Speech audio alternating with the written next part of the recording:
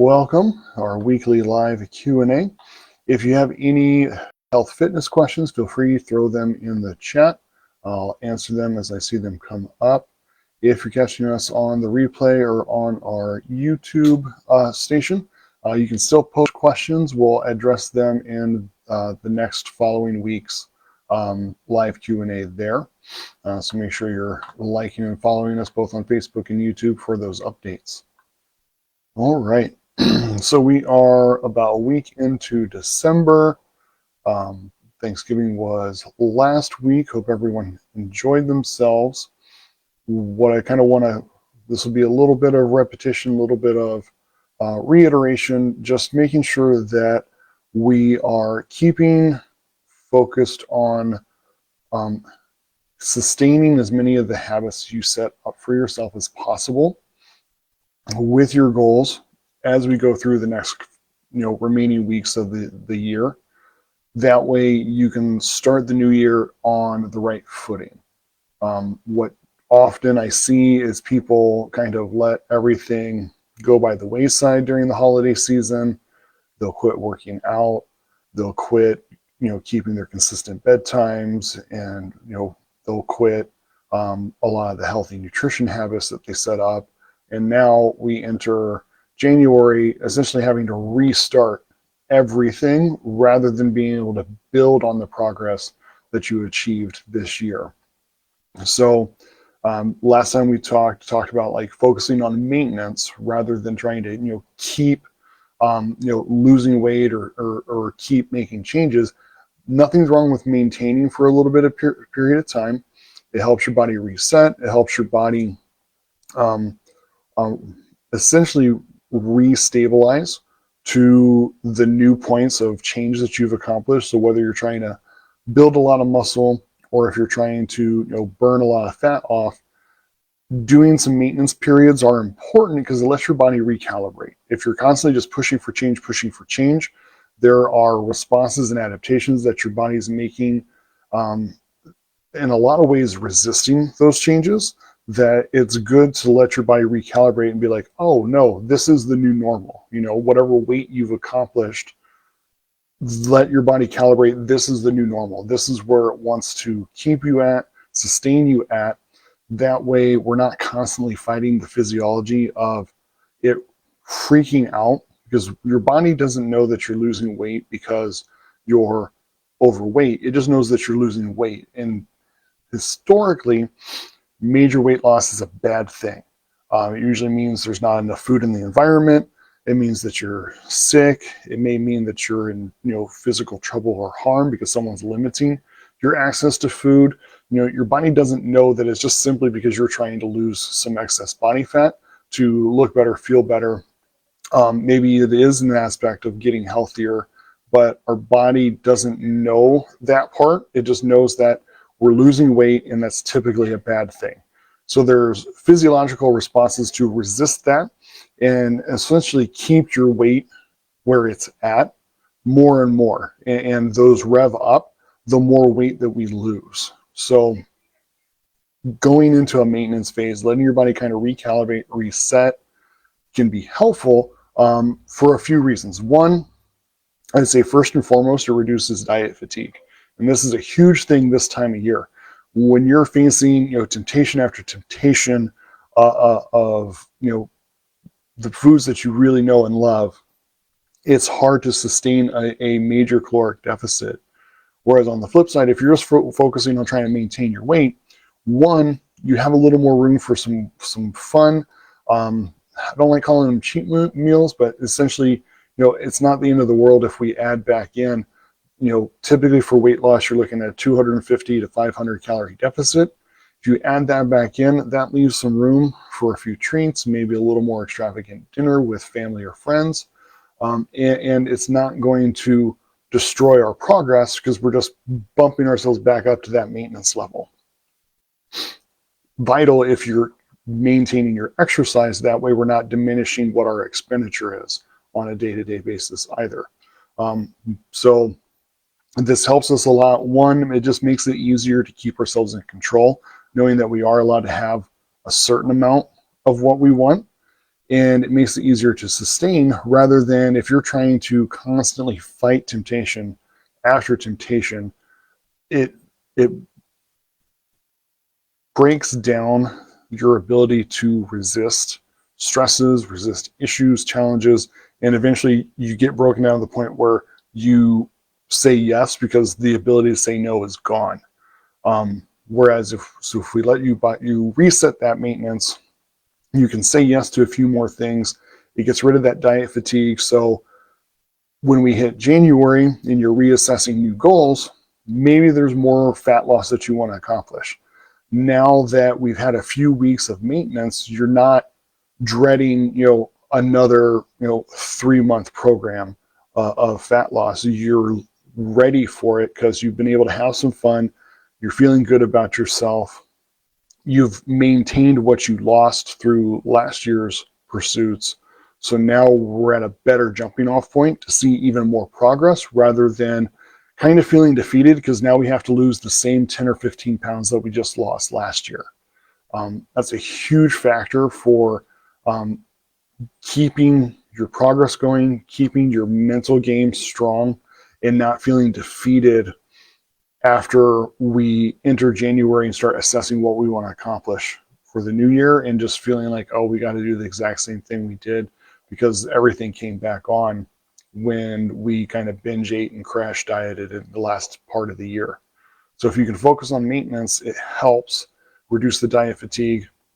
It helps physiologically. Again, if you give your body a chance to just maintain its weight for 4-6 weeks, especially if you've been dieting a huge part of this past year, it's going to make everything reset. It's going to say, okay, this is our new maintenance level metabolically, not the 15, 20 extra pound weight that we had at the beginning of the year. So now your body's ready to work here. So one, you can just maintain going into the next year, and it's going to be easier because we're not fighting your body's responses of trying to get you back up to your previous starting weight. And two, it's easier to maintain because if your body's happy and sustaining here, we can now look at maybe there's some areas I don't need to lose a lot more fat, but I've noticed now that I've gotten leaner, I want a little more muscle, here, maybe in my glutes. Maybe you want more muscles in your chest or your back or your arms.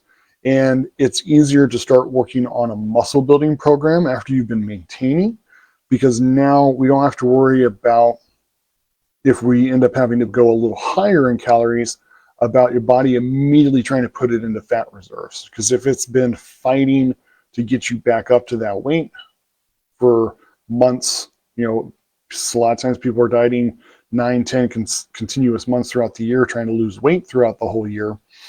And all of a sudden we decide, okay, now I want to build. You give it extra calories, it's going to start immediately trying to push it into fat. Whereas if you give yourself a few weeks of maintenance, let your body reset metabolically, that this is the new maintenance point. If we do bump up your calories, it can actually be utilized more effectively for muscle growth rather than it going immediately into fat stores because of the metabolic responses your body is trying to get you back up to your previous starting weight.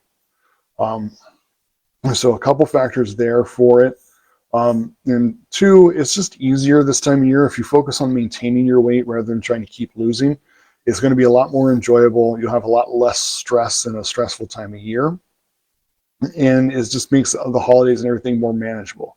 Now, to do that, the big things that we want to do is making sure we're maintaining most of our other habits, even through this period of time in the holiday season. So what I mean by that is try and keep your activity up close to the same levels you've been. We still want to do somewhere around 2 times a week of strength training minimum.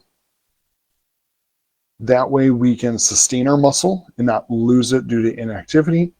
We're still moving some way every day to keep our expenditure going, keep the cardiovascular enhances and benefits that you built up. Stamina is a thing that gets lost the quickest with disuse. Strength can stick around for a little bit, but if you go a week or more without doing anything to sustain that level of stamina that you've built up to, it really starts to drop real quickly.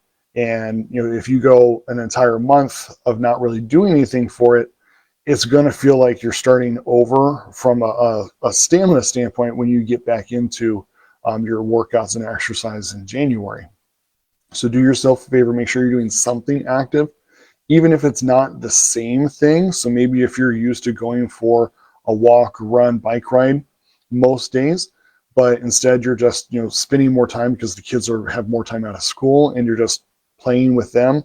As long as you're still getting your heart rate up, you're moving your body and getting that expenditure some way, it's still going to help you be in a better spot with your stamina and not losing it by the end of the year.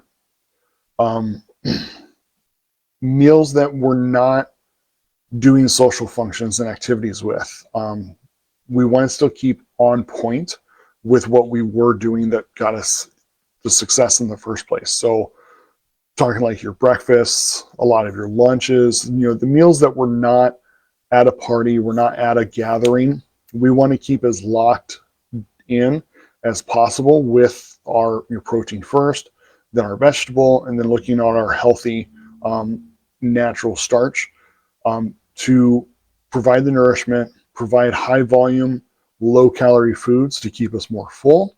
That way we have more room available when we do go to the parties or have the family over for bigger events. We've got the calorie allotments available for that, and we're not, if you've been kind of wild with your breakfast, wild with your lunch, maybe you've had a couple extra treats throughout the day because stuff is sitting in the break room at the office, you're already 1,000 calories higher than normal, and now you're going into dinner. And that's going to be a huge meal because you're having a bunch of family gathering. You're kind of stuck, and that's how people end up going back over into excess eating because they're not keeping the other meals in the right structure that they built throughout the year for success. So, and this is the same thing when you're starting out. You control the meals that you're in 100% control of first, to allow yourself more wiggle room with the social meals that you don't have as much control over, and you need more room and space for that. And so keep that in mind. It's easy to kind of get loose with everything, and that's what gets us in trouble. So meals that you're eating by yourself, keep locked in, keep that structure of the protein, the vegetable, natural carbohydrate source, and build from there. Leave space for the fun when you don't have control over what all's going to be available. And keeping consistent with your your sleep times, any other habits that were helping you be healthy and de-stressed, you want to work on trying to keep as close to those as possible. So your hydration, your sleep schedule, things that you want to keep managed as well, and not let them get completely out of hand. Because the key thing to keep in mind is, like again, Thanksgiving was last week. We've got at least 4 more weeks left in this month. That's enough time to create new habits or undo the new habits that we started health-wise this year, and be stuck starting from square one again in January. So the big thing is just maintain this month. We'll reassess what you want to accomplish in January and decide what, if any, new changes need to be made. We can go from there instead of having to redo what we did last year because we undid it in the last 4 to 6 weeks of this year. So just a few thoughts. Hope those ideas help. If you have any other questions, ideas, follow-ups on that, throw them in the comments. We'll answer them next week. Until then, remember to stay consistent in your persistent pursuit of health.